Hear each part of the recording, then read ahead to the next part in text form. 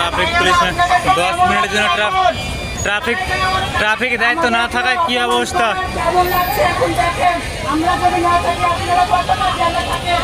আমাদেরকে গালি দিয়ে অপমান করছেন, এখন দেখেন কেমন লাগে। আমরা যদি না থাকি আপনাদের মুখে ভাষা ঠিক করেন, আপনাদের জন্য আমরা কষ্ট করি, বুঝছেন? আপনারা এইভাবে আমাদেরকে যদি মনে কষ্ট দেন তাহলে আপনাদের সহিত আমরা কি করে করবো? না, গাড়িওয়ালারা আমাদের সাথে এইভাবে খারাপ ব্যবহার করবে না। আমরা বলে মানুষের বাচ্চা না। কেমন লাগে এখন দেখেন।